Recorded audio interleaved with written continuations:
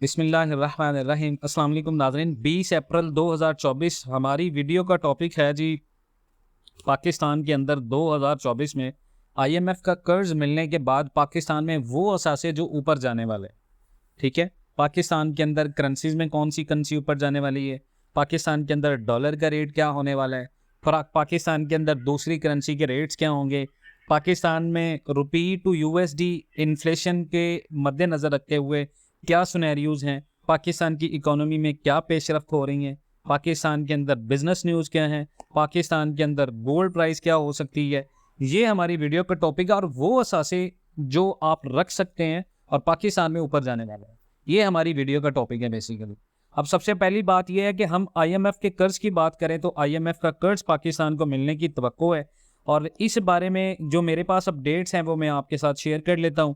उन अपडेट्स के ऊपर हम बात करते हैं, फिर हम आते हैं इन्वेस्टमेंट्स की तरफ के इन्वेस्टमेंट्स पाकिस्तान के अंदर कौन सी आपने अपने असासों में रखनी है। सबसे पहली बात तो ये आपको बता दूं कि पाकिस्तान के अंदर सरमायाकारी का रिकॉर्ड कायम हुआ है और ये बेहतरीन चीज़ हुई है पाकिस्तान की इकोनॉमी में। और बहुत सारे लोग कहते हैं जी आप पाकिस्तान की फेवर में बात नहीं कर रहे होते। देखें, हम फेवर में भी बात कर रहे हैं। पाकिस्तान के अंदर इन्वेस्टमेंट्स आ रही हैं, पाकिस्तान में गैर मुल्की इन्वेस्टमेंट बढ़ने से स्टॉक मार्केट में नया रिकॉर्ड कायम हो रहा है।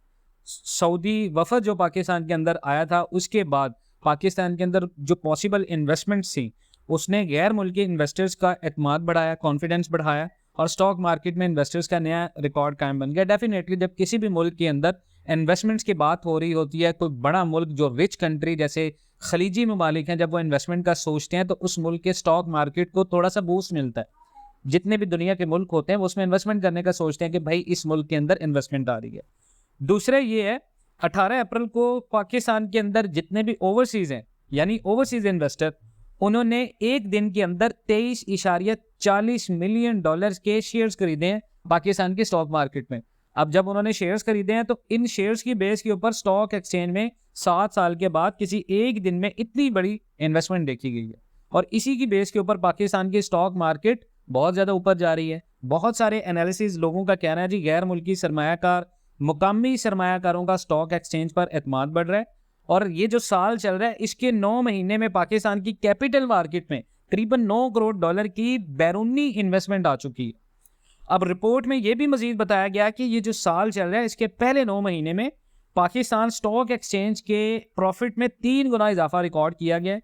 और पाकिस्तान एंड वर्ल्ड टीवी ने आपको इससे पहले एक वीडियो बनाकर दी है, स्टॉक मार्केट में आप लोग इन्वेस्टमेंट लाजमी रखें।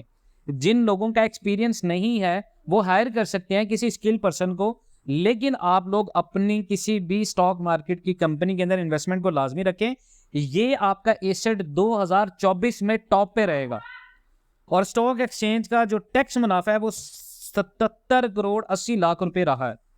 और आपको एक और चीज बता दूं कि इस बार पाकिस्तान स्टॉक एक्सचेंज के प्रॉफिट में 303% का इजाफा हुआ है जो बहुत ज्यादा है। और ये जो साल चल रहा है इसके 9 महीने में पाकिस्तान स्टॉक एक्सचेंज की जो इंडिविजुअली फीकस रेवेन्यू है वो करीबन 0.97 रुपये रही है।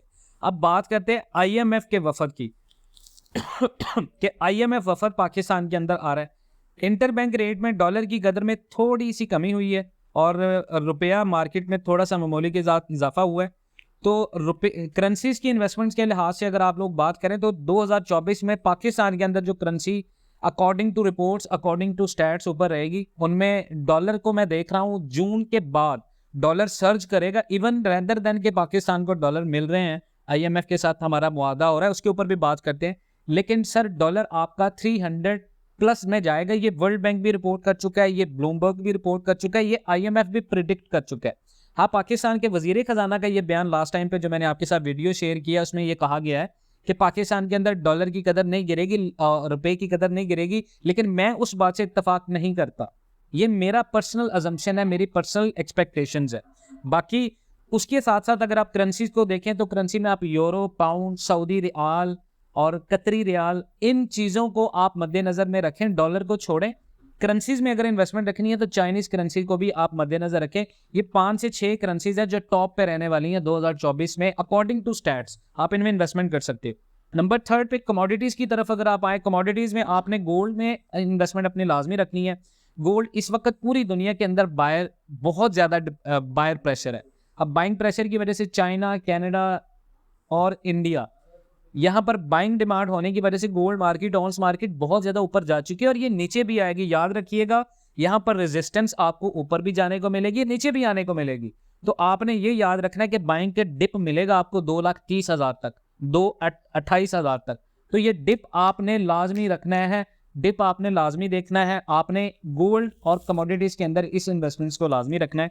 और उसके बाद IMF के ऊपर आप आ जाएं कि IMF ने पाकिस्तान को क्या कहा जी। देखें, IMF जो प्रोग्राम है वो करीबन मई में पाकिस्तान के साथ IMF का मुआहदा होने की तवक्को है और ये जो मुआहदा होगा इससे पाकिस्तान को करीबन $6 अरब मिलने का इम्कान है।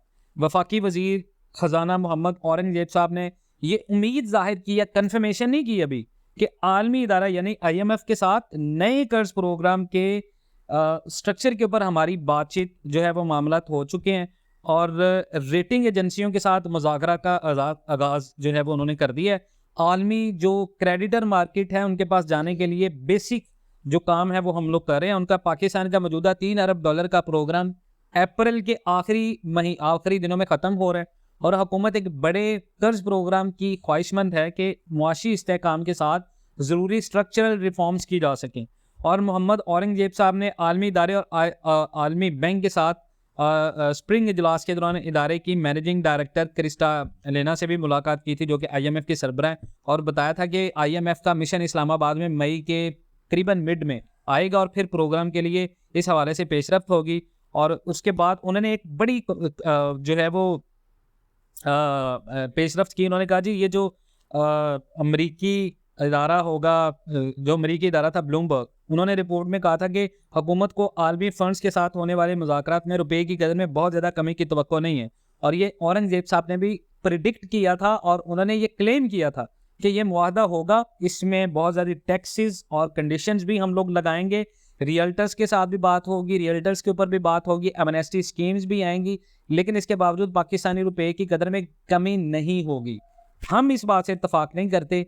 तो कमोडिटीज़ में आप करेंसीज को लाजमी रखें, गोल्ड को लाजमी रखें, सिल्वर को लाजमी रखें, स्टील को लाजमी रखें। स्टॉक मार्केट के अंदर डिविडेंड में आपने माइनिंग कंपनीज के अंदर लाजमी इन्वेस्टमेंट करनी है, क्योंकि सऊदीया $1 अरब की इन्वेस्टमेंट कर रहा है पाकिस्तान रेकोडिक प्रोजेक्ट में। अब रेकोडिक में आपने इन्वेस्टमेंट करनी है तो रेकोडिक में बहुत सारी लिस्टेड कंपनीज आएंगी जिनको SBP state bank of Pakistan listed करेगा, तो वो भी इंशाल्लाह मैं आपको वीडियोज़ में लाजमी बताऊँगा। बाकी चैनल आप लाजमी सब्सक्राइब कर लें, जो नए चैनल का आपको लिंक दिया है इकोनॉमी टॉक्स के नाम से, उसके ऊपर मैंने बता दिया है कि इंशाल्लाह कब से वो चैनल रन होगा और उसके ऊपर आपको डेली बेस पे गोल्ड, डॉलर, करेंसीज, पूरी दुनिया की इन्फॉर्मेशन मिलेंगी। लेकिन इन्वेस्टमेंट्स के मामले में आपको इस चैनल के ऊपर इन्फॉर्मेशन मिल रही है। हमारा फेसबुक चैनल हमने बनाया, फेसबुक को भी लाजमी सब्सक्राइब करें और उसको ज़्यादा से ज़्यादा शेयर भी करें। और व्हाट्सएप ग्रुप का मैं आपको लिंक दे रहा हूँ जिसके आप हमारे साथ व्हाट्सएप ग्रुप में ज्वाइन कर सकते हैं। फ्री ऑफ कॉस्ट हमारे ग्रुप्स हैं, कुछ पेड ग्रुप्स हैं जहाँ पर सिर्फ आप अपनी इन्वेस्टमेंट स्ट्रेटजीज ले सकते हैं। बाकी इंशाल्लाह मिलते हैं नेक्स्ट वीडियोज़ में। अपना बहुत सारा ख्याल रखिएगा, इंशाल्लाह मिलते हैं नेक्स्ट वीडियोज़ में। तब तक के लिए अल्लाह हाफिज़।